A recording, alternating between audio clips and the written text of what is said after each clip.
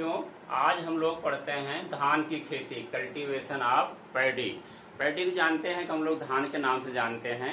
इसका वैज्ञानिक नाम जो होता है ओराइजा सटाइवा होता है और ये इसका कुल है ग्रेमनी। तो इसके थोड़ा सा हम लोग हिस्ट्री और ओरिजिन के बारे में, उत्पत्ति और इतिहास के बारे में जान लेते हैं। कि धान जानते हैं कि ये बहुत ही प्राचीन काल से जब मानव सभ्यता में आया तभी से धान की खेती हो रही है और वर्तमान में देखिए अब तो बहुत अधिक उत्पादन होने लगा, क्षेत्रफल ही बहुत अधिक हो गया है। इस समय देखा जाए तो पूरे विश्व में जो 150 मिलियन हेक्टेयर क्षेत्र में धान की खेती हो रही है, उसमें जो मुख्य रूप से धान की खेती होती है, एशिया में सबसे अधिक खेती होती है। करीब 135 मिलियन हेक्टेयर में एशिया में, 150-135 मिलियन हेक्टेयर एशिया में हो रही है। और भारत में देखा जाए तो ये करीब 45 मिलियन हेक्टेयर में खेती होती है इसकी। और उसमें उत्तर प्रदेश में देखा जाए तो करीब 5.9 मिलियन हेक्टेयर में धान की खेती हो रही है। इसके अगर ओरिजिन के बारे में हम लोग जाने तो अलग अलग वैज्ञानिकों का अलग अलग मत है, लेकिन इसका जो देखा जाए तो उत्पत्ति स्थान मुख्य रूप से साउथ ईस्ट एशिया ही माना जाता है, दक्षिण पूर्व एशिया माना जाता है। उसमें एक हमारे बहुत पुराने कृषि विशेषज्ञ रहे पाराशर जी, उन्होंने कृषि संग्रह नामक एक पुस्तक लिखी है। उसमें लिखा है इन्होंने कि ये 1300 वर्ष पहले उसमें इनके कृषि संग्रह पुस्तक में इसका जिक्र किया गया है। और हमारी सबसे पौराणिक ग्रंथ जो ऋग्वेद हम लोग मानते हैं करीब 2500 वर्ष पहले की है, वो उसमें भी धान के बारे में जिक्र आता है। इसके अलावा जो अभी कुछ वैज्ञानिकों ने ये सिद्ध किया है कि हस्तिनापुर जो वहां पर पांडवों की राजधानी थी, यहाँ पर खुदाई हुई थी, तो जले हुए चावल वहां पर मिले थे। तो वहां कहते हैं कि भारत की उत्पत्ति जो है, जहाँ इसकी धान की उत्पत्ति भारत में है। कुछ वैज्ञानिक कहते हैं इसकी उत्पत्ति बर्मा में है, कोई लोग कहते हैं चीन में है। तो सब मिला जुला करके ये दक्षिण पूर्व एशिया इसका जो होता है मूल स्थान माना जाता है, उत्पत्ति स्थान है। और इसका जो देखा जाए तो जलवायु इसकी कैसी होती है, धान की जलवायु के लिए देखा जाए तो ये अधिक वर्षा वाले क्षेत्रों में होती है और इसके लिए गर्म और जो होता है नम तापमान चाहिए। और इसके टेम्परेचर जो होता है इसके लिए सबसे बढ़िया होता है करीब 25 से 35 डिग्री सेंटीग्रेड पर इसकी खेती अच्छी होती है। सबसे उपयुक्त जो है टेम्परेचर इसके लिए होता है। तो जब हम इसकी नर्सरी डालते हैं तो उसमें 35 करीब 30-35 डिग्री सेंटीग्रेड होता है, लेकिन जब मैच्योरिटी आती है तो 20-25 डिग्री करीब इसके टेम्परेचर की आवश्यकता होती है। इसके लिए करीब 100 से 130-40 सेंटीमीटर अगर वर्षा होती है वार्षिक रूप से तो सबसे अच्छा माना जाता है। लेकिन धान की खेती हमारे देखिए तो उस क्षेत्रों में भी कुछ उगाई जाती है, लेकिन मुख्य रूप से ये ट्रांसप्लांटिंग जो होती है, इसकी रोपाई धान की होती है, वहां पर इसकी खेती करते हैं। और इसका अगर हम देखें तो ओराइजा सटाइवा की एक और है ग्लेबरेला, ये होता है वो मुख्य रूप से वो केवल साउथ अफ्रीका में उगाया जाता है वो प्रजाति। लेकिन ये ओराइजा सटाइवा हमारा है, इसकी मुख्य रूप से हम वर्गीकरण करते हैं, 3 भागों में करते हैं। एक होता है इंडिका है, ओराइजा इंडिका और ओराइजा जैपोनिका और ओराइजा जवानिका, ये होता है। ये तो इंडिका जो होता है हमारे भारत, पाकिस्तान, बर्मा या श्रीलंका आसपास क्षेत्रों में उगाते हैं इसको। और जैपोनिका होता है जापान और चीन का क्षेत्र जो है उधर साइड का, वहां उगाते हैं। और जवानिका केवल थाईलैंड और इंडोनेशिया वाले क्षेत्रों में ही उगाया जाता है। तो हमारे इसका वर्गीकरण हो गया, कल्टीवेशन का 3 भागों करते हैं। अब देखिए इसी खेती करने के लिए हम लोग कैसी पहले इसका चुनाव करें, किसकी मिट्टी का चुनाव करेंगे। इसके लिए मिट्टी जानते हैं कि धान में पानी हमेशा होना चाहिए, तो ऐसी मिट्टी होनी चाहिए जो पानी को धारण कर सके। तो सबसे अच्छी मिट्टी इसकी होती है क्ले लोम होती है, लोम में भी उगा सकते हैं, लेकिन मटियार दोमट भी इसके लिए अच्छी मानी जाती है, क्योंकि बलुई दोमट मिट्टी में पानी नहीं रुकता है, इसलिए उसमें खेती इसकी नहीं की जाती है। तो और इसके जो विशेषता धान की होती है, ये एसिडिक नेचर की मिट्टी ज्यादा लाइक करता है, जिसमें कार्बनिक पदार्थ की मात्रा भी होती है। और ये करीब 5 पीएच मान जो होता है मिट्टी में देखा जाए, पीएच मान इसका है, ये करीब 5 पीएच से लेकर के 8.5 पीएच मान तक होता है। इतने तक हम इसकी खेती आसानी से कर सकते हैं, क्योंकि ऊसर मिट्टी के लिए भी धान की फसल उगाई जाती है, वहां के लिए उपयुक्त मानी जाती है, काफी सहनशील होती है। बरसीम धान को हम लोग उगाते हैं। और इस मिट्टी में जल निकास की व्यवस्था ठीक है, क्योंकि बहुत पानी अधिक हो जाता है तो इसके लिए जो हार्मफुल होता है। लेकिन हम लोग अभी उसको पढ़ेंगे आगे कि इसके लिए जलमग्न क्षेत्रों के लिए भी धान खेती करते हैं, बाढ़ग्रस्त क्षेत्रों के लिए भी। मिट्टी के अलावा देखिए हम लोग इसकी खेत की तैयारी करते हैं। तो खेत तैयारी के पहले हम ये जान लें कि धान को हम लोग दो टाइप से उगाते हैं। एक होता अपलैंड राइस, अपलैंड राइस होता है, अपलैंड राइस, और दूसरा है वेटलैंड राइस, दूसरा है वेटलैंड राइस। अपलैंड राइस जानते हैं उन क्षेत्रों में बनाते हैं जहां पर पानी की सुविधा कम होती है, सिंचाई की जो सुविधा कम होती है और वर्षा भी कम होती है, उस क्षेत्रों में ज्यादा इसको अपनाते हैं। तो अपलैंड राइस में अगर हम देखें तो वहां पर इसको हम लोग दो प्रकार से बोते हैं। एक तो खेत को तैयार करके एक बार मिट्टी पलटने वाले हल से खूब गहरी जुताई करते हैं, फिर 2-3 बार कल्टीवेटर से जोत करके खेत को समतल करके पाटा लगा करके उसको भुरभुरा कर लेते हैं। तो एक तो ब्रॉडकास्टिंग हम लोग करते हैं इसके लिए, और दूसरी विधि होती है लाइन सोइंग। लाइन सोइंग जो सबसे बेस्ट मेथड होती है। अगर हम लोग ब्रॉडकास्टिंग इसमें करते हैं छिड़काव विधि से, ब्रॉडकास्टिंग मेथड जो करते हैं छिड़काव विधि से, उसमें करीब 100 किलोग्राम बीज लगता है। 100 से अगर 125 गोल्ड सीडेड है तो 125 केजी सीड लगता है। और अगर हम लोग लाइन में बोते हैं इस अपलैंड राइस में तो ये करीब 60 किलो 50 से 60 केजी बीज लगता है लाइन सोइंग में। और लाइन की दूरी इसमें रखते हैं करीब 20 सेंटीमीटर लाइन से लाइन, और ये पौधा से पौधा 10 सेंटीमीटर की दूरी पर हम लोग बुआई करते हैं। तो इसकी पैदावार भी अच्छी होती है अपलैंड राइस में। और दूसरी होती है वेटलैंड राइस। वेटलैंड में जानते हैं कि नम क्षेत्रों में मुख्य रूप से हम वहां पर करते हैं। इसमें भी दो प्रकार से करते हैं, एक तो हम लोग रोपाई करके ट्रांसप्लांटिंग करके, और दूसरा होता है जो पडल्ड सॉइल होता है हमारा, उसमें क्या करते हैं ब्रॉडकास्टिंग करके हम लोग बीज करते हैं। तो इसके जो हमारी मेल फसल धान की होती है हम लोग ट्रांसप्लांटिंग या रोपाई करके ही करते हैं। तो उसके लिए हम लोग खेत की तैयारी कैसे करते हैं, तैयारी करने से पहले हम लोग नर्सरी तैयार करेंगे। इसकी नर्सरी जानते ही हैं कि इसकी नर्सरी जब हम लोग तैयार करते हैं तो दो टाइप से करते हैं।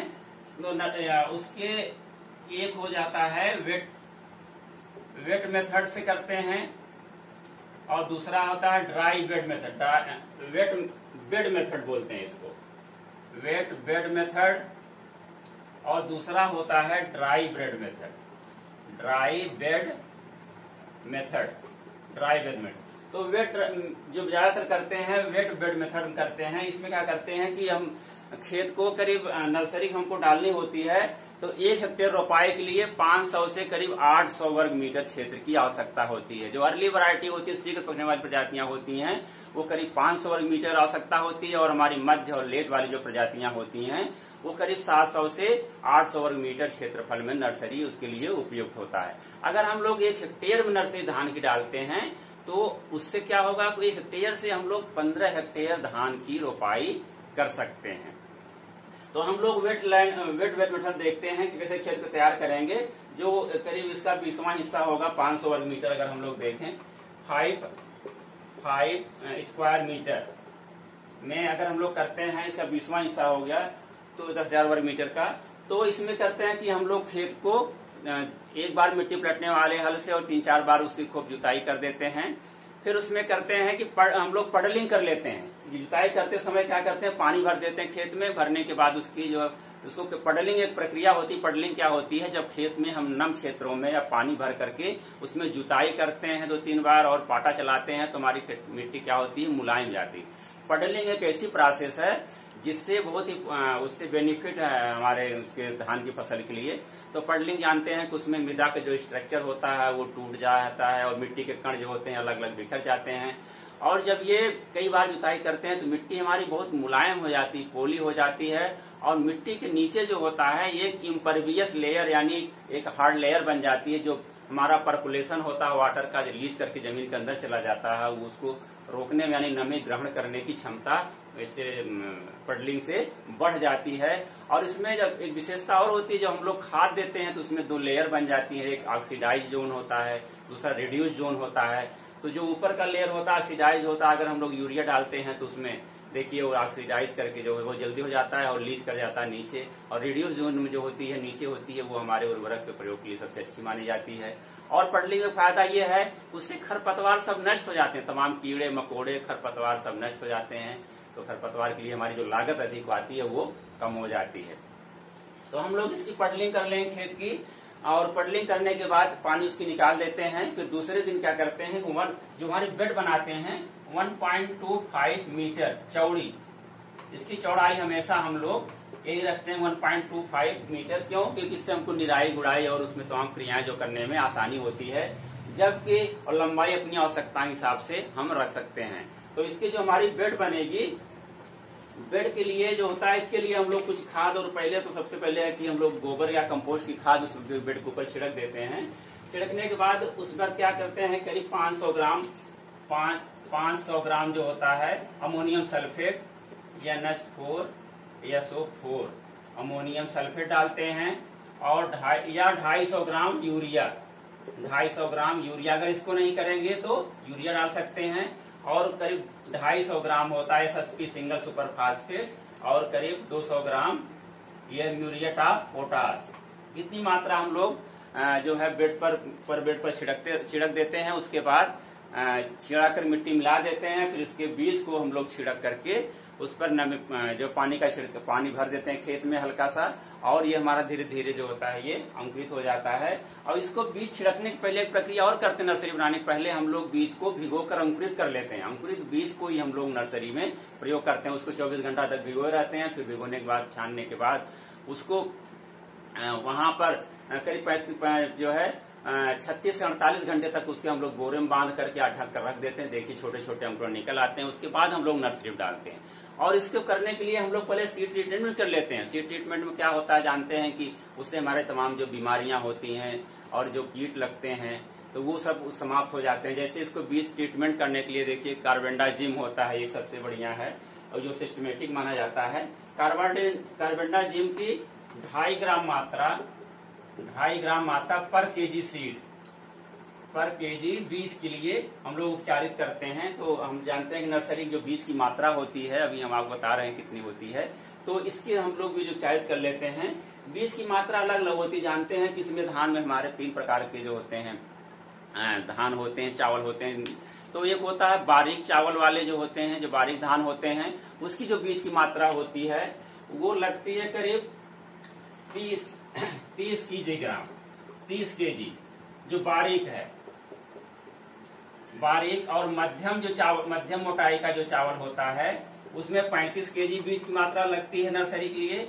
और जो मोटा चावल होता है उसका 40 किलोग्राम की मात्रा प्रति जो होता है नर्सरी जो हम लोग तैयार करते हैं, तो प्रति हेक्टेयर रोपाई के लिए इतना बीज पर्याप्त होता है। तो इसको हम लोग उपचारित कर लेंगे कार्बेंडाजिम से या थीरम से कर लेते हैं या बाविस्टीन से भी कर लेते हैं। उसके अलावा हम लोग एक तरीका और करते हैं कि इसको उपचारित करने के बाद बीज को हम लोग उसको एक बीमारी इसमें लगती है जो होती है बैक्टीरियल लीफ ब्लाइट, यानी बैक्टीरियल झुलसा रोग होता है, वो लगता है। उसके लिए हम लोग क्या करते हैं, स्ट्रेप्टोमाइसिन और जो होता है टेट्रासाइक्लिन हाइड्रोक्लोराइड की मात्रा से हम लोग भी बीज को उपचारित कर लेते हैं, जिससे हमारी बैक्टीरियल लीफ ब्लाइट बीमारी भी नहीं लगती है। तो ये हमारा बीज उपचार हो गया। हम लोग नर्सरी में इसको डाल दिए, नर्सरी हमारी तैयार हो गई। अब हम देख लिए भूमि की तैयारी, अपनी जिसमें रोपाई करना उस खेत की तैयारी कैसे करेंगे। अब खेत की तैयारी में आते हैं, प्रिपरेशन ऑफ जो है सॉयल, उसमें करते हैं कि पहले हम लोग गर्मियों में जुताई कर देते हैं खेत की। जैसे गेहूं कटने के बाद गर्मी में बाहर की बारिश हो जाती है, सिंचाई करके गहरी जुताई करते हैं। उससे क्या होते हैं, कीड़े मकोड़े नष्ट हो जाते हैं, खरपतवार नष्ट हो जाता है। जब बारिश होती है तो उसमें देखिए खरपतवार जो जमने होते हैं, जम चुके होते हैं, जब हमको रुपाई करनी होती खेत में, तो उसकी जो होती है रुपाई करने के पहले खेत में पानी भर लेंगे। भरने के बाद उसकी 3-4 बार हम लोग हैरो या कल्टीवेटर से जुताई करते हैं।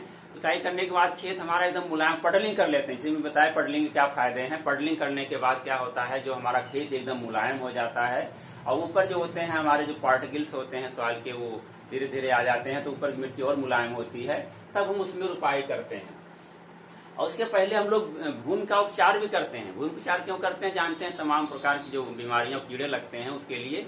जैसे देखिए जो होता है एक जितने फफूंदी वाले रोग, हमारा झोंका रोग लगता है, बैक्टीरियल झोंका है, आप ब्राउन लीफ स्पॉट है, ये सब जो बीमारियां हैं उसको नष्ट करने के लिए एक आता है हमारा जो फफूंदी होता है ट्राइकोडर्मा। ये ट्राइकोडर्मा जानते हैं हम लोग आजकल कार्बनिक खेती की तरफ बढ़ रहे हैं, तो ट्राइकोडर्मा आ गया। केमिकल के अलावा ये एक प्रकार फफूंदी है, ये ट्राइकोडर्मा विरिडी बोलते हैं। ट्राइकोडर्मा विरिडी या ट्राइकोडर्मा हार्जेनियम। ये फफूंदी की जो है वैरायटियां हैं। इससे हम लोग क्या करते हैं, करीब 2.5 किलोग्राम मात्रा ले लेंगे और 60 से 75 किलोग्राम गोबर की या कंपोस्ट की खाद ले लेते हैं। उसमें मिला करके इसको हम लोग नम करके पानी छिड़कते रहते हैं। करीब 10 दिन तक इसको छाया में रख देते हैं। उसके बाद जो अंतिम जुताई, जब हम पडलिंग करेंगे, अंतिम जुताई में इसको छिड़क करके मिट्टी में मिला देते हैं, जिससे हमारे जो फफूंदी वाले रोग हैं वो नहीं लगेंगे।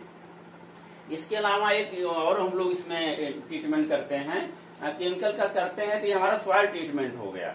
और सॉइल ट्रीटमेंट और भी करते हैं, जैसे कुछ उसमें होते हैं फफूंदी ऐसे भी होते हैं जिसको डैमेज करने के लिए कुछ केमिकल इस्तेमाल करते हैं, लेकिन सबसे अच्छा जो है ट्राइकोडर्मा विरिडी आता है। तो हम लोग सॉइल ट्रीटमेंट कर लिए।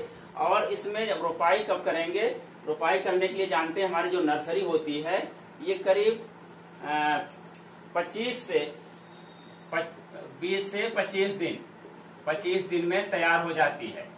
जो अर्ली वैरायटी होती है इतने करते हैं, जो मध्य और लेट वाली होती है उसको हम लोग 25 से 30 दिन में इसकी दिन में रोपाई करने लायक ये हो जाती हैं। लेकिन जब धान हम लोग एक ऊसर की भूमि के लिए जब इसके पौध देखेंगे तो ऊसर भूमि में हम लोग 40 दिन तक, 35 से 40 दिन ऊसर के लिए इतनी, जब क्योंकि जानते हैं ऊसर मिट्टी में सोडियम साल्ट पाए जाते हैं तो वो हार्मफुल होता है, तो वहां पर ये जो उसके लिए हमारा पौधा थोड़ा हार्ड हो जाता है, तब उसमें हम लोग रोपाई करते हैं। अब देखिए उसमें हम लोग सॉइल जो हो गया, उसमें सॉइल में मैन्योर जब उसके आगे आते हैं हम लोग कि इसकी रोपाई कैसे करेंगे, कितने पौधे साथ लगाएंगे। देखिए एक जगह पर जैसे देखिए एक 2 या 3 पौधे प्रति हिल लगाते हैं। कितने 2-3 पौधे लगाते हैं। अब कितने दूर पर लगाएंगे, रोपाई जो हम लोग करेंगे कितने दूर पर करेंगे, तो देखिए इसकी दूरी होती है धान के लिए सबसे बेस्ट मानी जाती है 20 × 10 सेंटीमीटर। ये सबसे अच्छी दूरी होती है। तो हम लोग इससे हमको जो है इतनी डिस्टेंस पे जब हम लोग करेंगे तो हमारे खेत में निराई गुड़ाई करने में भी हमको काफी आसानी होगी। तो ये स्टैंडर्ड दूरी होती है 20 गुड़े। इसको हम लोग थोड़ा बहुत मैनेज भी कर सकते हैं, यानी 15 × 10 भी कर सकते हैं। लेकिन हमारे करीब 1 वर्ग मीटर में 50 हिल, 1 वर्ग मीटर में करीब 50 हिल होने चाहिए। 50 पॉइंट उसमें जो है रोपाई जगह पर होने चाहिए, 2-3 पौधे का। और उसकी जो गहराई करते हैं हम लोग रोपाई करने के लिए, अगर ज्यादा गहराई में करेंगे तो टिलरिंग जो होती है किल्ले कम निकलेंगे, जिसकी गहराई करीब 2 से 3 सेंटीमीटर गहराई पर हम लोग इसकी रोपाई करते हैं। 2 से 3 सेंटीमीटर ये इसकी हो गई रोपाई। अब देखिए हम लोग खेत में इसके रोपाई से पहले क्या करते हैं, जब हम पडलिंग करते हैं तो उसमें कुछ मैन्योर्स और फर्टिलाइजर भी डाली जाती है। मैन्योर फर्टिलाइजर हम जानते हैं कि हम लोग मुख्य रूप से आजकल केमिकल बहुत अधिक प्रयोग हो रहा था, इससे साइड इफेक्ट बहुत आ रहे हैं। तो उसके लिए हम लोग कुछ कार्बनिक खाद का ज्यादा प्रयोग कर रहे हैं। कार्बनिक खाद हमारे देखिए गोबर की है, कंपोस्ट की खाद है, करीब 10 से 15 टन यानी 100 से 150 कुंटल 10 से 15 टन प्रति हेक्टेयर हम लोग गोबर की खाद इस्तेमाल करेंगे। इसके अलावा अगर सबसे पहले उर्वरक हम लोग मात्रा ज्ञात करने के लिए होता है कि हम लोग मिट्टी की जांच करवा लें। इससे मालूम हो जाएगा हमारी मिट्टी में किस तत्व की कितनी मात्रा है। उसी आधार पर हम लोग उर्वरक का निर्धारण करते हैं।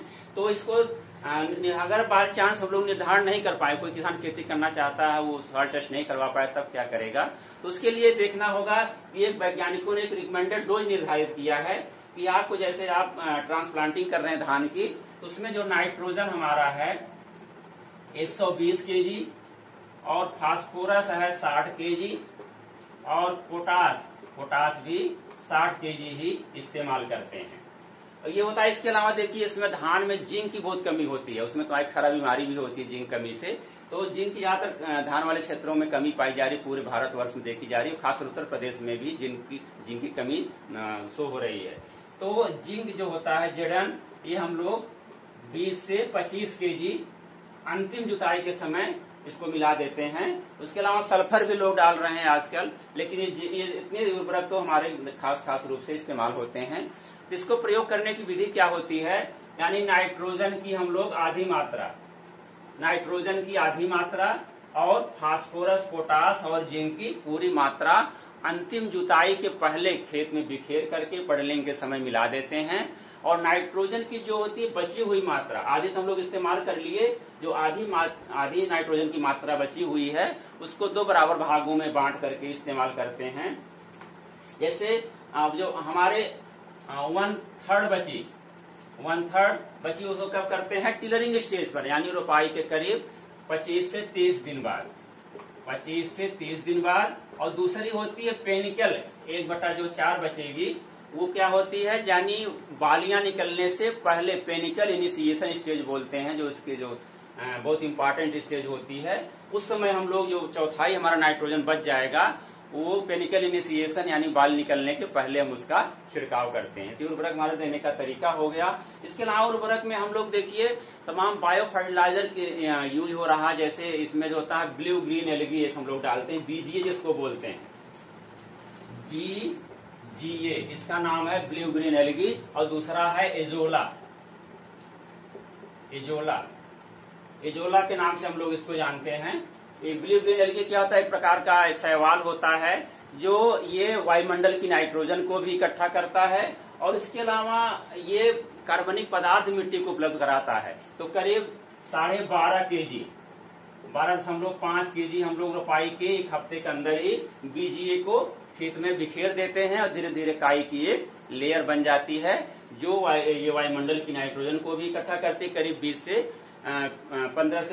25 किलोग्राम नाइट्रोजन भी इकट्ठी करती है और ये मिट्टी को कार्बनिक पदार्थ की मात्रा भी उपलब्ध कराती है और ये नमी को भी संरक्षित करती है। उसके अलावा एजोला है, वो एजोला का एक प्रकार का फर्न है, इसको हम लोग करीब 10 कुंतल मात्रा होता है। एजोला जानते हैं एक प्रकार का फर्न है, पानी में पाया जाता है, छोटी छोटी पत्तियां होती हैं। ये ब्लू ग्रीन एलगी और एजोला का दोनों का एक कॉम्बिनेशन होता है। एनाबिना अजेली नाम का एक जो है इसपे वो है, इस वैरायटी है इसकी एनाबिना अजेली, वो इसके पत्तियों में वायुमंडल की नाइट्रोजन को इकट्ठी करती है और ये इकट्ठी करने के बाद ये पौधों को कार्बनिक पदार्थ की मात्रा उपलब्ध कराता है।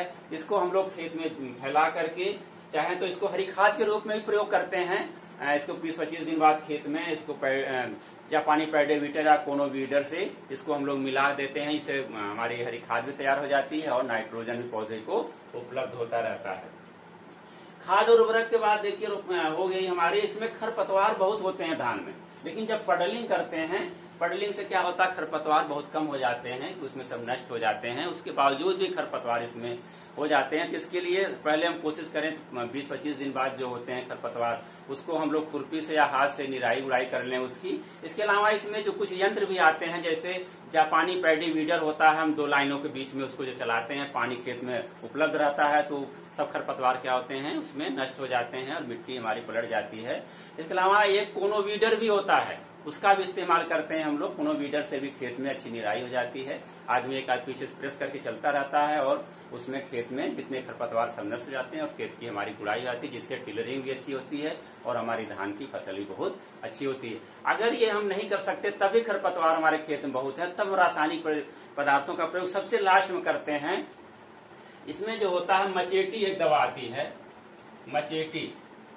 मचेटी दवा जो होती है, या ब्यूटाक्लोर के नाम से भी जानते हैं इसको। जो मचेटी होती है 5 लीटर मात्रा जो होती है, इसको हम लोग खेत में करीब 500 से 600 लीटर पानी में इस्तेमाल घोल करके इसको यानी प्री इमरजेंस यानी खरपतवार यानी रोपाई के 2 से 3 दिन के अंदर ही हम लोग छिड़काव कर देते हैं। इसलिए लेकिन सावधानी ये रखते हैं कि जब हम छिड़काव करेंगे, जो खेत हमारे धान के पानी है तो उसको हम निकाल देंगे, उसके बाद 2-3 दिन बाद फिर पुनः पानी खेत में भर देते हैं, जिससे जो होते हैं खरपतवार निकलेंगे ही नहीं। अगर निकल चुके हैं जो तो वो डेड नहीं होते, नहीं नष्ट होते हैं। ये तो प्री इमरजेंस के लिए सबसे अच्छी दवा है। इसके अलावा एक ग्रेन्यूल्स भी आता है, ब्यूटाक्लोर जो होता है ग्रेन्यूल्स भी आता है, ब्यूटाक्लोर। ये करीब 40 से 50 kg प्रति हेक्टेयर हम लोग इसका इस्तेमाल करते हैं।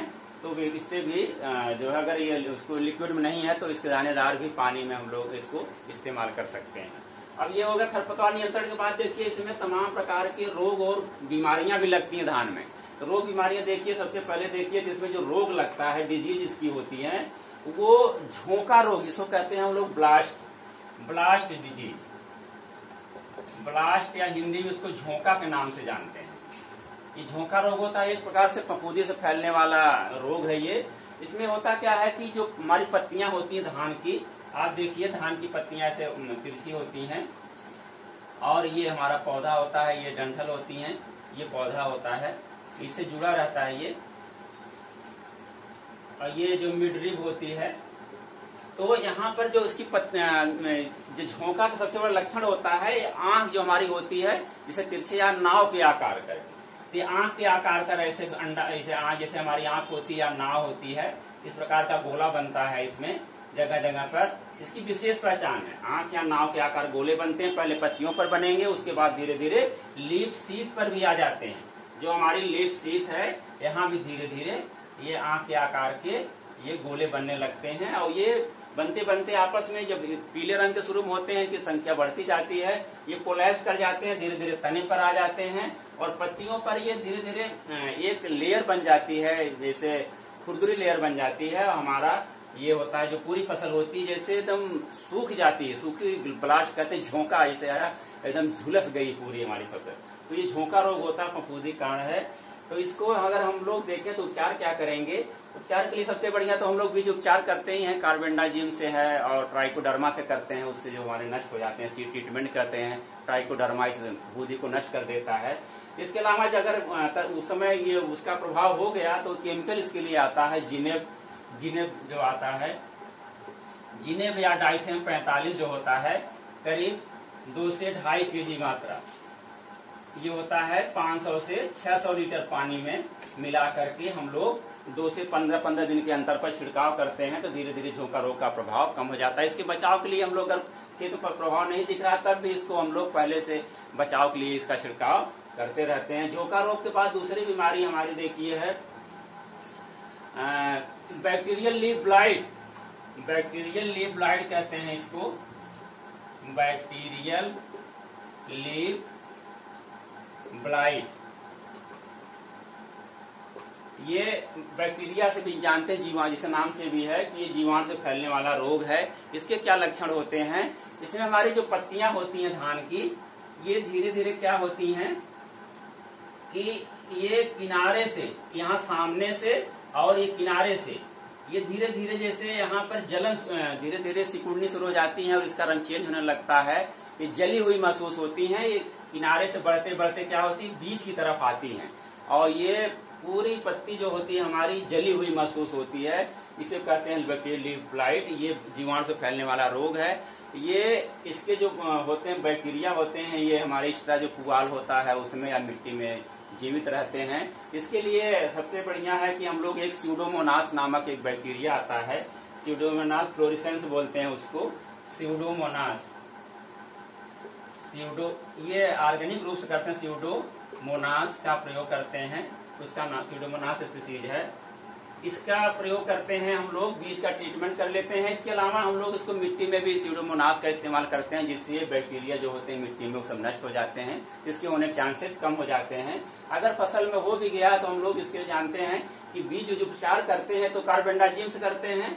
जहां पर बैक्टीरियल लीफ ब्लाइट का प्रकोप होता है वहां पर हम लोग एक केमिकल आता है स्ट्रेप्टोमाइसिन,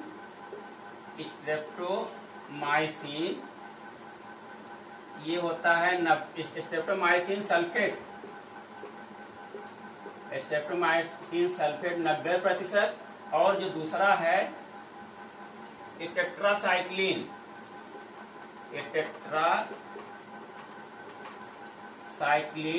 हाइड्रोक्लोराइड बोलते हैं, हाइड्रोक्लोराइड 10%। इसका क्या करते हैं, इससे हम लोग 4 ग्राम, दोनों की मात्रा 4 ग्राम लेकर के 4 ग्राम बीज को 25 किलोग्राम बीज से हम लोग क्या करते हैं 100 लीटर पानी में 24 घंटे इसको भिगो कर रखते हैं, तो ये हमारा ट्रीट हो जाता है, जिससे बैक्टीरियल लीफ ब्लाइट नहीं होता। अगर खेत में लग गया है इसी को स्ट्रेप्टोमाइसिन सल्फेट 90% और टेट्रासाइक्लिन हाइड्रोक्लोराइड 10% की जो होता है, ये 15 ग्राम मात्रा, 15 ग्राम को जो होता है 600 से 700 लीटर 600 से 700 लीटर पानी में घोल बना करके 2 से 3 बार छिड़काव करते हैं तो बैक्टीरियल लीफ ब्लाइट से हमको छुटकारा मिल जाता है। जो हमारी तीसरी ये बीमारी है ब्राउन लीफ स्पॉट, जानते हैं कि ब्राउन लीफ स्पॉट भी बहुत खतरनाक बीमारी है इसकी। ये देखा जाए तो ये हमारे ब्राउन लीफ स्पॉट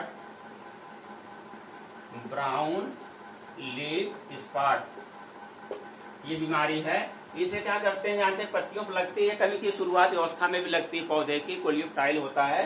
तो ये 1943 में जानते हैं कि ये हमारे भारत में अकाल पड़ा था। वो पश्चिम बंगाल में सबसे अधिक बीमारी का प्रकोप हुआ था, तो वहां पर भूखमरी मर गई थी, अकाल की स्थिति बन गई थी। इसकी वजह से जानते हैं पश्चिम बंगाल में हमारा जो धान मुख्य रूप से उगाया जाता है वो वहां पर इसके सबसे अधिक धान अगर देखा जाए तो हमारे वेस्ट बंगाल में ही पैदा हो रहा है। भारत में देखा है तो नंबर 1 पर। जब पैदावार की दृष्टि से तो वेस्ट हमारा पंजाब है, लेकिन एरिया क्षेत्रफल और टोटल उत्पादन के हिसाब से वेस्ट बंगाल नंबर 1 पर है। तो ये 1943 इतनी भयंकर रूप से ब्राउन लीफ स्पॉट फैली कि सब फसलें नष्ट हो गई, जिससे वहां पर अकाल की स्थिति पैदा हो गई थी। इसके लिए उपचार के लिए हम लोग, इसका लक्षण क्या होता है, जैसे देखिए अभी हम लोग पढ़े थे ब्लास्ट में कि नाव के आकार या आंख का आकार गोले बनते हैं, लेकिन इसके जो गोले होते हैं अंडाकार, ये होते हैं अंडाकार होते हैं ये, और ये पत्तियों पर पाए जाते हैं ये भी, और लेकिन ये स्टेम पर ज्यादा, पत्तियों और स्टेम दोनों पर दिखाई देते हैं, और ये भूरे रंग के होते हैं, धीरे धीरे राख के आकार के बदल जाते हैं, और पूरी फसल हमारी क्या होती है, फैल जाता है इस पर और धीरे धीरे नष्ट हो जाती है। तो ये हमारा सबसे खतरनाक बीमारी है। इसके लिए भी हम लोग वही इस्तेमाल करते हैं, जीनेब या डाइथेनियम 45 का छिड़काव करते हैं 2 kg जो होता है, और ये करीब 500 से 600 लीटर पानी में इसका घोल बना करके छिड़काव करते हैं। ये हमारा ब्राउन स्पॉट। इसके अलावा इसमें देखिए एक होता है बैक्टीरियल स्ट्रीक। बैक्टीरियल स्ट्रीक क्या होती है, एक प्रकार की वो बैक्टीरिया से फैलने वाली बीमारी होती है। उसमें पत्तियां क्या होती हैं हमारी, धीरे धीरे जो बीच में मिडरिप होती है, सिराएं होती है लंबी लंबी, वो पीली होने लगती हैं, तो बैक्टीरियल लीफ स्ट्रीक होती है। उसके लिए भी हम लोग वही स्ट्रेप्टोमाइसिन और टेट्रासाइक्लिन के घोल का इस्तेमाल करके उसको समाप्त कर देते हैं। इसके अलावा कुछ इसकी धान में फिजियोलॉजिकल डिजीज होती है, जैसे जानते हैं कि आप कुछ तत्वों की कमी से होती है। जैसे होता है खैरा रोग। खैरा रोग जानते हैं कि मुख्य रूप से भारत में सबसे अधिक इसमें फैल रहा है, और ये इसके एक तत्व जो होता है जिंक की कमी से ये होता है, खैरा रोग होता है। इसके ये खैरा रोग है, ये जिंक की कमी से होता है, जिंक की कमी से। और सबसे अधिक कब दिखाई देता है, नर्सरी में भी इसके लक्षण खुद दिखाई देते हैं खैरा रोग के। और इसके अलावा हमारी फसलें जब बड़ी हो जाती हैं तब भी उसके लक्षण देखते हैं। तो इसमें लक्षण क्या देखते हैं, देखिए पौधे जो होते हैं उसके जो नीचे की पत्तियां होती हैं धीरे धीरे पीली होने लगती, पीली होते होते ये ब्राउन कलर या कत्थई रंग की हो जाती हैं, और पौधे की बढ़वार रुक जाती है, और वो उसकी ठीक से ग्रोथ नहीं हो पाती है। इसके लक्षण, इसके उपचार के लिए जानते हैं कि हम लोग शुरू में बताए थे 20 से 25 किलोग्राम जिंक सल्फेट खेत में अंतिम जुताई के समय मिला देते हैं। इसके अलावा अगर इसके लक्षण दिखाई दे रहे हैं तो जो जिंक की मात्रा होती है 5 kg जो होता है जिंक सल्फेट ले लेते हैं, और 20 किलोग्राम यूरिया, 20 kg यूरिया ले लेते हैं, और 1000 लीटर पानी, 1000 लीटर पानी में घोल बना करके हम लोग छिड़काव कर देते हैं, जिससे इस पर खैरा रोग पर नियंत्रण पा लेते हैं। इसके अलावा अगर यूरिया हम लोग नहीं मिला रहे हैं या 2.5 kg क्या होता है चूना, बुझा हुआ चूना हम लोग ले लेते हैं। जैसे 2.5 किलोग्राम चूने को 10 लीटर पानी में भिगो देंगे शाम को, और सुबह पानी निखार करके तो 5 किलो जिंक सल्फेट और 2.5 किलोग्राम चूना और 1 लीटर पानी में घोल बना करके छिड़काव करते हैं, तो हमारी जिंक सल्फेट की पूर्ति हो जाती है। एक बीमारी और होती है खैरा रोग जैसे है, एक होता है सफेदा रोग। इसमें जानते हैं सफेदा रोग किससे कमी कारण होता है, वो भी हमारी फिजियोलॉजिकल डिसऑर्डर है। तो जो सफेदा रोग होता है, ये सफेदा रोग ये भी होता है आयरन की कमी से, आयरन या लोहे की कमी से होता है। हमारी पत्तियां क्या होती है, सफेद हो जाती हैं। तो इसके उपचार के लिए हम लोग क्या करते हैं, 5 kg iron sulphate FeSO4 iron sulphate को पानी में घोल करके 1000 लीटर पानी में घोल करके हम लोग छिड़काव कर देते हैं, तो ये सफेदा रोग से इससे निजात मिल जाती है। ये हमारी, इसके अलावा देखिए इसमें कुछ कीड़े भी लगते हैं, जो कीड़े खास कर हमारे धान के हैं, कीड़े इंसेक्ट जिसको कहते हैं वो लगते हैं। तो देखिए सबसे अधिक इसमें होता है स्टेम बोरर, यानी तना बेधक जो होता है, ये कीड़ा होता है, वो उसका कीड़ा जो होता है ये उड़ने वाला होता है, लेकिन जो उसकी कैटरपिलर होती है, जैसे हमारा धान का पौधा है तो ये यहाँ एंट्री कर जाएगा। ये एंट्री करने के बाद जो इसके हमारे गोंफ वगैरह हैं धीरे धीरे क्या होंगे, ये सूख जाते हैं। ये पत्तियां हो गई, ये जो गोंफ हमारा मेन है ऊपर वाला, ये क्या होगा, सफेद रंग हो जाता है। कीड़ा यहाँ घुस करके क्या करता है, इसको काट देगा। जो लार्वा होता है इसका, लार्वा अंदर घुस करके इसी गोंफ को काट देता है। तो ये एकदम सफेद, इसको डेड हर्ड बोलते हैं, डेड हर्ड। ये सफेद रंग हो जाता है, शुरू में सफेद हो जाएगा तो हमारी जो होती बढ़वारी पौधे की रुक जाती है। इसके अलावा जब पौधे बड़े हो जाते हैं, अगर ये स्टेम बोरर जो होता है, तना बेधक होता है, ये काट देता है तो हमारी बालियां जो सफेद हो जाती है उसमें दाने नहीं पड़ते हैं, दाने खोखले रह जाते हैं। स्टेम बोरर है, इसके कंट्रोल के लिए हम लोग क्या करते हैं, सबसे अधिक है कि देखिए इसके तमाम धानों के लिए हमारा जो होता है मिरिड बग आता है। इसके अलावा इस जो कीड़े होते हैं उनको नष्ट करने के लिए हम लोग लाइट जो है ट्रैप लगाते हैं, फेरोमोन ट्रैप होता है कि यानी मादा जो है नर को आकर्षित करने की मादा का एक हार्मोन्स होता है, उसको लाइट ट्रैप बोलते हैं, फेरोमोन ट्रैप बोलते हैं। तो उसको हम लोग एक जगह लगा देते हैं खेत में, तो जो नर होते हैं वो उस महक से आकर्षित होते हैं और आते हैं उसके पास में, और नीचे हम लोग केमिकल घोल कर रखे रहते हैं चौड़े बर्तन में, तो उसमें गिरते हैं और मर हो जाते हैं। उसके अलावा जगह जगह देखिए हम लोग पर्च लगा देते हैं, जैसे जगह जगह लकड़ियां गाड़ देते हैं, तो चिड़िया भी आकर के लकड़ियों बैठ करके जो कीड़े दिखाई देते हैं उनको नष्ट कर देते हैं। कुछ मकड़ियां हैं जो हमारे लिए हितकर होती हैं, और कुछ कीड़े भी हैं वो ये सब कीड़ों को नष्ट करते रहते हैं। वो हम लोग बायोलॉजिकल रूप से जो है कंट्रोल करने पर ज्यादा जोर देते हैं। अगर कोई उपाय नहीं बचा है तो हम लोग केमिकल का इस्तेमाल करते हैं। इसमें क्लोरोपाइरिफास या कर दो क्यूनाल्फास इस्तेमाल कर सकते हैं। क्यूनाल्फास की मात्रा करीब 1.5 किलोग्राम, 1.5 केजीग्राम मात्रा होती है। इसको 600 से 700 लीटर पानी में हम लोग घोल बना करके छिड़काव कर देते हैं, तो ये धीरे धीरे हमारे जो होते हैं ये तनावेधक नष्ट हो जाते हैं। इसके अलावा और कीड़े भी हैं, देखिए होता है इसमें गालमिज। गालमिज एक प्रकार का कीड़ा है जिसको नरई कीट के नाम से भी हम लोग जानते हैं। गालमिज ये भी बहुत खतरनाक कीड़ा है। गालमिज कीड़ा क्या होता है, ये होता है इसके ये पत्तियों को खुरच करके ऊपर से खा लेता है, तो पत्तियां हमारी एकदम अपारदर्शी दिखाने देने लगती हैं। और पत्तियां जो होती हैं प्याज जैसे होती है, हमारी मोटी पत्ती हो जाती है प्याज की, तो धान की पत्तियां एकदम प्याज के शेप की हो जाती हैं। और इसको हम लोग कहते हैं कि ओनियन लीफ के नाम से भी जानते हैं या सिल्वर सूट के नाम से जानते हैं। इसकी पत्तियां एकदम प्याज के आकार में, तो सिल्वर सूट के नाम से उसको इंगित करते हैं। इसको भी नष्ट करने के लिए वैसे हमारे बायोलॉजिकल कंट्रोल के लिए करते ही हैं, और केमिकल के लिए वही क्यूनाल्फास की मात्रा, क्लोरोपाइरिफास या क्लोरोप्रिड के कोई भी इस्तेमाल कर सकते हैं, उससे भी ये नष्ट हो जाता है। इसके अलावा एक हिस्पा होता है, जानते हैं इसमें हिस्पा भी एक कीड़ा है। हिस्पा भी हमारे खेत को बहुत नुकसान पहुंचाता है। ये हिस्पा जो होता है पत्तियों का क्या करता है, ये रस चूसता है, उसको नष्ट कर देता है। तो इसको हम लोग बायोलॉजिकल रूप से कंट्रोल करके फिर करते हैं। तो सबसे खतरनाक कीड़ा अगर देखा जाए तो इसको क्या है, हापर ग्रास। इसका जो हापर होता है ग्रीन लीफ हापर और ब्राउन लीफ हापर। जो ग्रीन लीफ हापर ये है, और ब्राउन लीफ हापर, ये सबसे खतरनाक ब्राउन लीफ हापर हमारा है। इसके अलावा व्हाइट लीफ हापर भी होता है।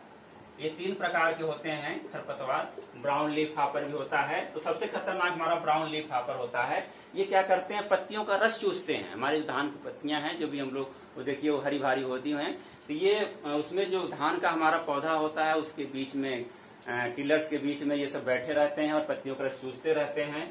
इससे पौधा हमारा क्या होगा, कमजोर हो जाता है और पत्तियां धीरे धीरे सूखने लगती हैं। तो जगह जगह पैच दिखाई पड़ते हैं। जो हमारा ब्राउन लीफ हापर सबसे खतरनाक है, तो ये जगह इतना रस चूस लेते हैं सब कि जगह जगह एकदम जैसे जला हुआ हमारा पूरा पैच दिखाई देता खेत में जगह पर, तो उसको कहते हैं हापर बर्न के नाम से जानते हैं इसको हम लोग। हापर बर्न माने जानते हैं जलन होता है, हापर बर्न के नाम जानते हैं उस क्षेत्र को जहां पर ज्यादा प्रभावित होता है, तो पूरे खेत की फसल को हमारे नष्ट कर देता है। इसको नष्ट करने के लिए सबसे बढ़िया है कि हम लोग बायोलॉजिकल कंट्रोल करते हैं। उसके अलावा इस पर जब वही नहीं करते हैं तो क्यूनाल्फास या डाइक्लोरोप्रिड जो होती है उसकी छिड़काव कर लेते हैं। या एक और दवा आती है इसके लिए, देखिए हम लोग अगर बायोलॉजिकल की तरफ जा रहे हैं, केमिकल न इस्तेमाल करके जो हम लोग से प्राप्त करते हैं, पेड़ पौधे से प्राप्त करते हैं। इसे नीम हमारे जानते हैं इस्तेमाल हो रही है।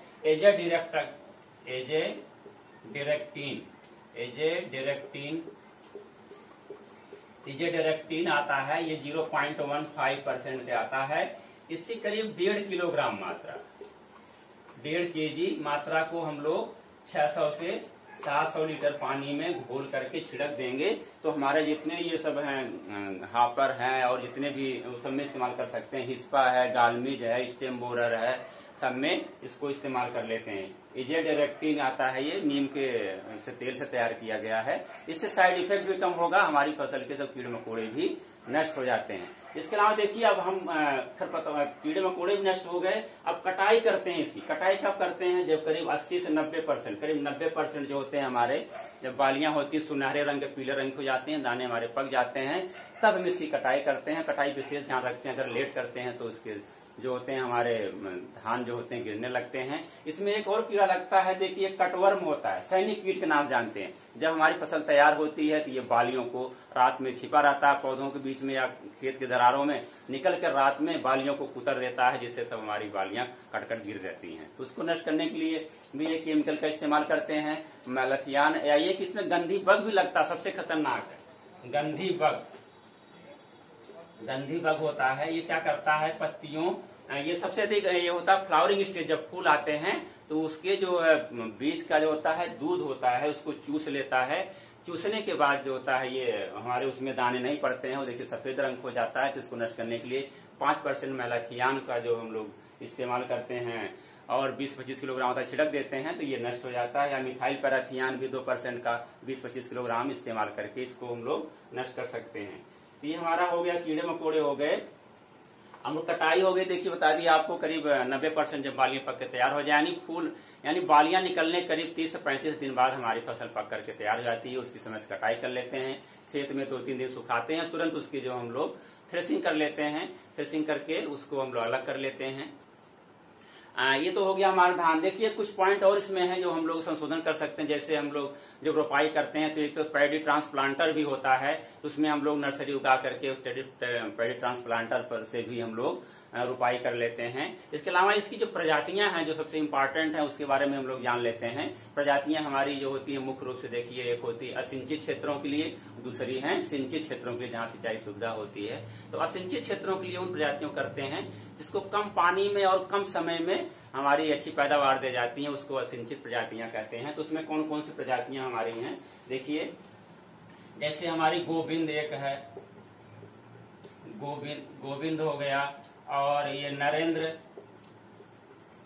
धान हमारा है 118, और नरेंद्र है 97, और ये पूसा नहीं तारावती ये है नरेंद्र 118। ये हो गया शुष्क सम्राट, ये है शुष्क सम्राट, वरानी द्वीप, ये सब हमारे अपलैंड वाली हैं। वरानी द्वीप जहाँ सिंचाई की सुविधा नहीं होती हैं, ये हमारी हो गई असिंचित क्षेत्रों के लिए, अनइरिगेटेड एरिया के लिए। ये हमारी मुख्य रूप से वैरायटियां हो गई। और देखिए दूसरी होती है सिंचित क्षेत्रों के लिए। सिंचित क्षेत्रों कौन कौन सी आती हैं, उसमें हम उनको 3 भागों में डिवाइड कर लेते हैं। एक शीघ्र पकने वाली जाती है, दूसरी मध्यम समय पकने वाली है, और तीसरी देर पकने वाली। शीघ्र वाली होती हैं 100 से 110 दिन पक के तैयार हो जाती हैं। मध्यम वाली 110 से 15 दिन से 125 से 30 दिन में। जो लेट वाली होती है 130 से 50 दिन तक 150 दिन में पक के तैयार होती हैं। तो जो सिंचित क्षेत्रों की हैं उसमें देखो जो अर्ली वैरायटी शीघ्र वाली जो होती हैं, शीघ्र वाली कौन कौन सी हैं, शीघ्र पकने वाली, शीघ्र पकने वाली प्रजातियां जो 100 से 110-15 दिन पक के तैयार हो जाती हैं। उसमें हमारी है साकेत 4, देखिए एक है साकेत 4, ये भी है हमारी नरेंद्र धान, ये भी है 118 भी है, और ये नरेंद्र 57 भी है 57। इसके अलावा ये है IR 50 है, मालवीय धान है, मालवीय धान 2 है। ये सब वैरायटियां हमारी शीघ्र पकने वाली हैं, ये करीब 10 से 15 दिन पक के तैयार हो जाती हैं। और जो हमारी मध्यम वाली है, मध्यम में देखिए हमारी आ जाती हैं, एक है टाइप 44 है, नरेंद्र ये 20-26 है, और नरेंद्र 20-64 ये हमारी हो गई। ये हमारी हो गई मध्यम समय में पकने वाली प्रजातियां। और पंत ये 10 और पंत 4 ये वैरायटियां हमारी मध्यम समय पकने वाली हो गई। ये शीघ्र मध्यम हो गई। जो देर पकने वाली प्रजातियां हमारी कौन कौन सी हैं? देखिए, देर वाली प्रजातियां को हम लोग समझ लेते हैं। उसमें मुख्य रूप से हमारी है जैसे सांभा मसूरी, देर से पकने वाली प्रजातियां हैं। सांभा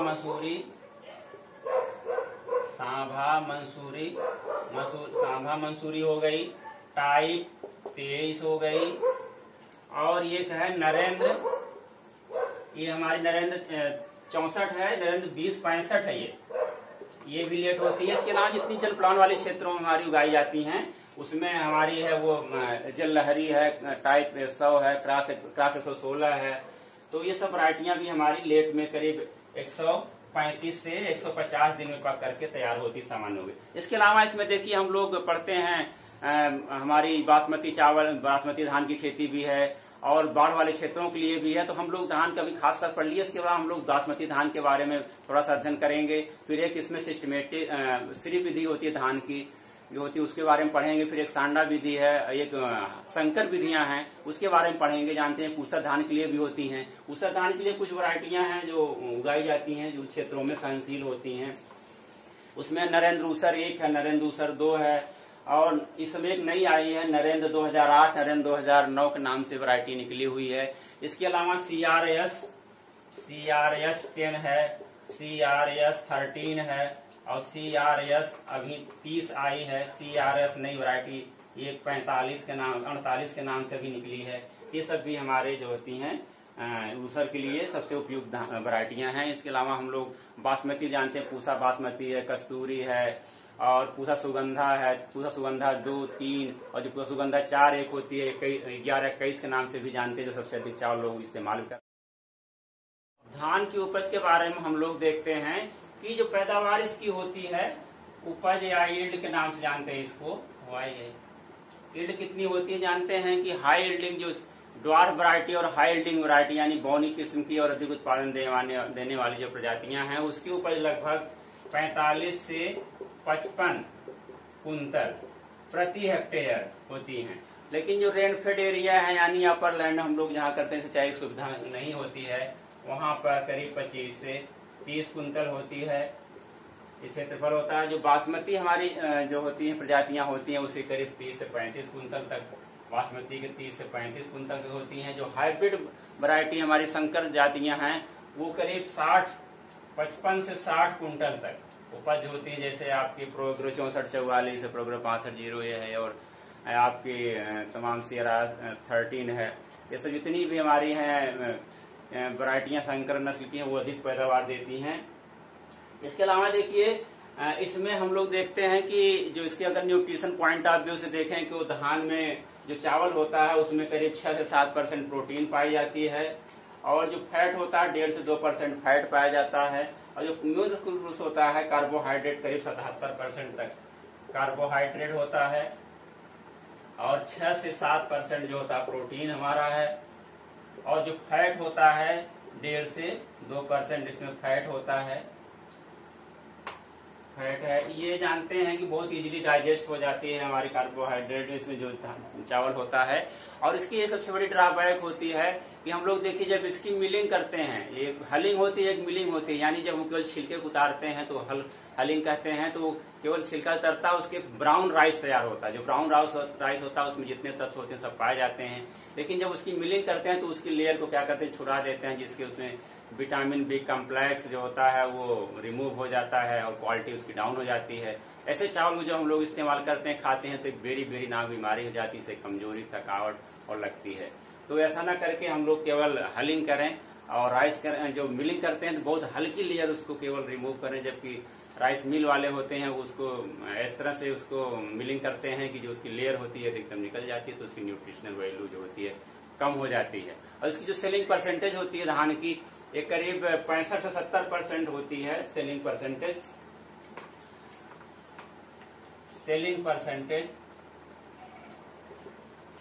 सेलिंग परसेंटेज करीब 65 से 70% तक होती है।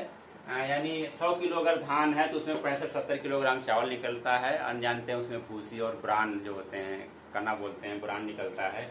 और धान के जो ब्रान से होता है हम लोग तेल भी निकालते हैं, करीब उसमें 4% तेल निकलता है। देखिए भूसी भी ले जाते हैं, तेल निकालते हैं, जो तमाम कॉस्मेटिक होते हैं, सौंदर्य प्रसाधन उसमें प्रयोग करते हैं।